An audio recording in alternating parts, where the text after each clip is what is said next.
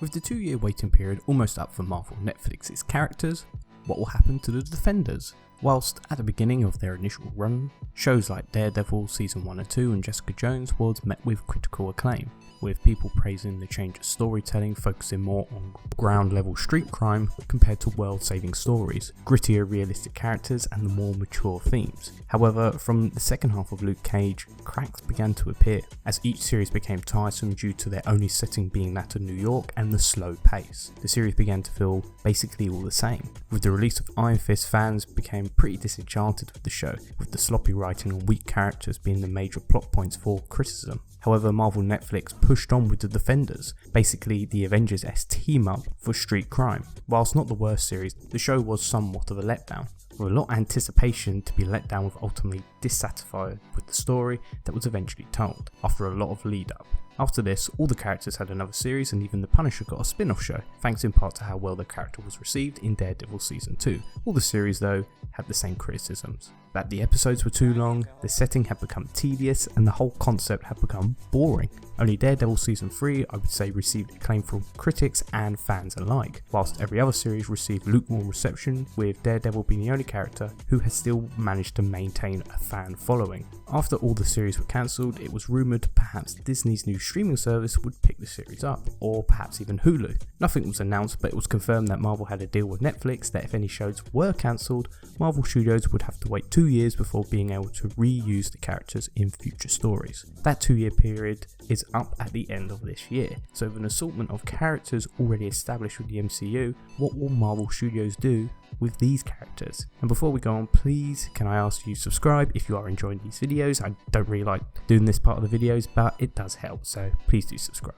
So anyways, here is my opinion on what Marvel should do with the Netflix characters who are ready to be used. Don't continue their various TV shows. Instead, create one show focusing on Daredevil, with the characters showing up sporadically throughout the series. Now, I know a lot of people want to see their favourite characters return like Luke Cage, Jessica Jones and the Punisher, but no, not Iron Fist, never Iron Fist. The problem the Netflix shows all faced were they were at the core basically all the same. Street level heroes clean up the crime underworld festering in New York. You can't keep a show about superheroes limited to one location and one particular storyline. It becomes stale and boring. All in all, Marvel Netflix released 13 series of shows. That's a lot of television in 4 years, and it is especially boring when our heroes don't venture out of one location or take on any other type of crime fighting. Now, why should Daredevil continue whilst the others do not? Well, Daredevil was the only one of these series to have constant critical acclaim and has various storylines still left open,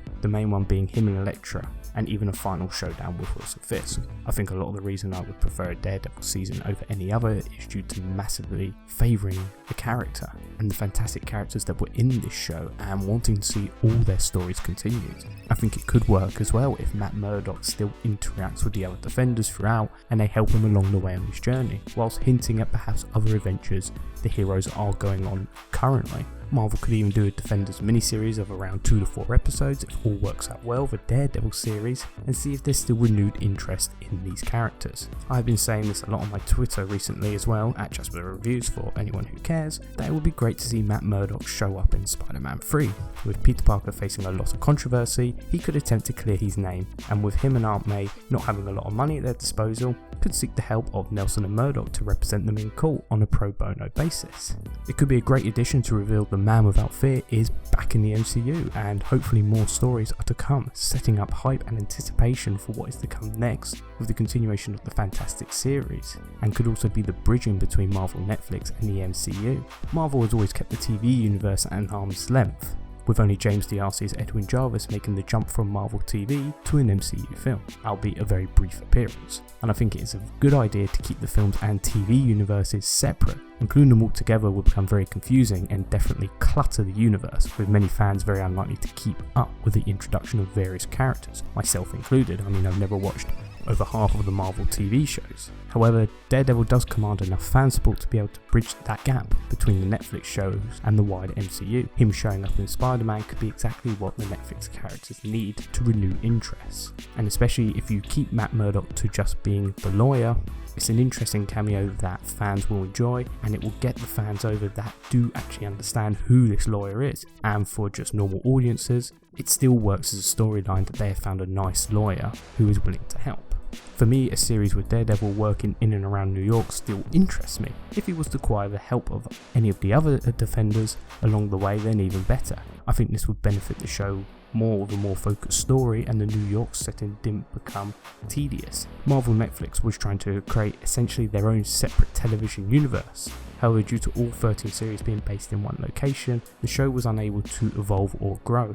If you look at the MCU films over time, they've become bigger and branched out to other countries and even space, with other dimensions soon to be introduced.